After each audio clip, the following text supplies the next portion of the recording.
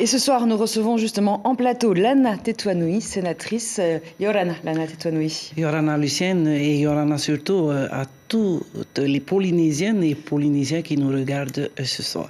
Alors on va commencer tout de suite dans le vif du sujet. On vient de voir un sujet sur justement les annonces de Moetai Brotherson. Une allocution assez creuse, un marketing politique. C'est en tout cas ce qu'a dit Edouard Fritsch.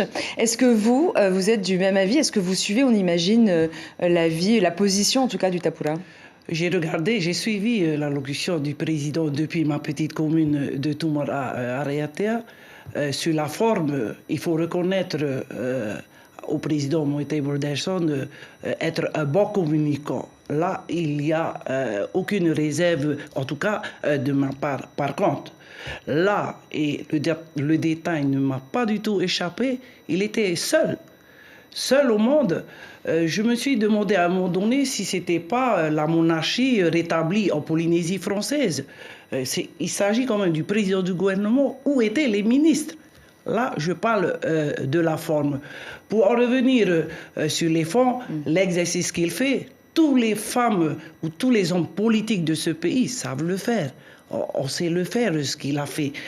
Par contre, pour revenir sur le fond de ce qui s'est passé. Moi, je ne parlerai pas de bilan des 100 jours, parce que nous sommes élus sur une étiquette, sur une liste pour 5 ans. Pour moi, il est hors de question de parler d'un bilan de 100 jours. C'est bon peut-être pour la République. Là, vous pensez que le bilan, il n'a pas présenté grand-chose au final?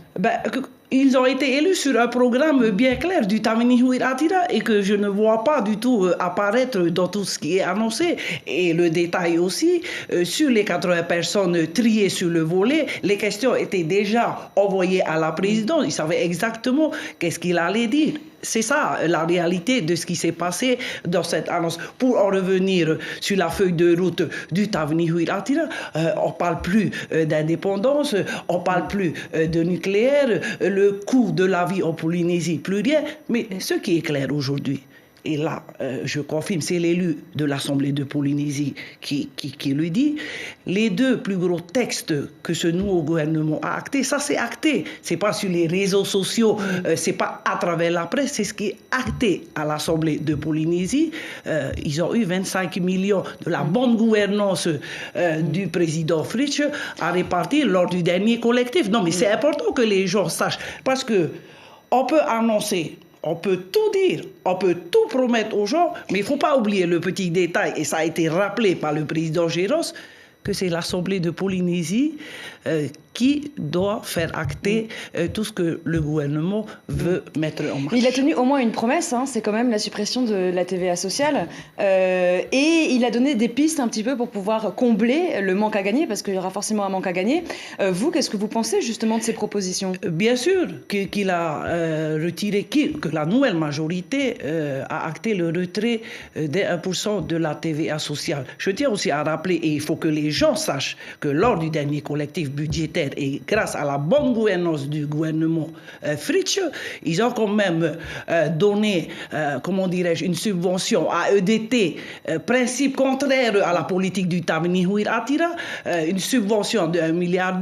À côté de ça, prendre un arrêté pour que EDT paye le mazout pour l'électricité à 60 francs, alors que les communes qui se gèrent elles-mêmes, ne serait-ce en matière de distribution d'électricité, payent 86 francs dans les îles. Qu'est-ce que c'est que ça? Les 1% de TVA sociale, nous avons posé la question, et heureusement encore la bonne gouvernance du président Fritsch, ils ont pu prélever 2,8 milliards dans le budget général pour pouvoir combler et finir l'année 2023. Mais quand on pose la question, comment on fait pour l'année prochaine pour trouver les 9 milliards justement pour venir financer le social, le régime social ici en Polynésie française, on parle d'augmentation peut-être du taux de la CST pour les revenus de 600 000 et plus ici au pays. Et je découvre avec stupéfaction le rapport qui a été commandé par la CPS, à savoir peut-être augmenter, il faudra augmenter, c'est écrit noir sur blanc, les cotisations salariales qui actuellement sont à 16%, à 14%, pardon, excusez-moi, à 20%. Ça veut dire ça, quoi? Vous n'êtes pas d'accord avec ça? Ça veut dire quoi? que 1%, les 1%, c'était tout le monde.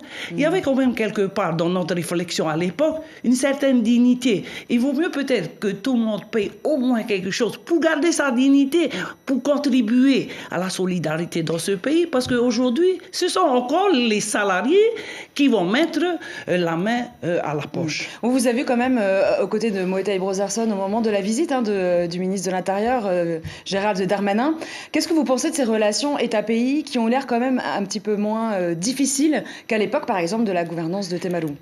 Pour moi, en tous les cas, c'était normal. Je suis républicain dans l'âme, je suis autonomiste, je suis respectueux des ministres d'État qui arrivent ici en Polynésie française. Il était normal qu'on soit là en tant que parlementaire, mais en tous les cas, le constat que je peux faire, c'est que le président Moïté est resté très républicain, apparemment aime bien les Français, et je m'en réjouis en tant qu'autonomiste. Merci beaucoup, Lana Tetuanui. Je rappelle que vous êtes donc sénatrice et élue à l'Assemblée de Polynésie. Merci française. surtout pour l'invitation. L'information en continu sur Polynésie la première, Internet et réseaux sociaux.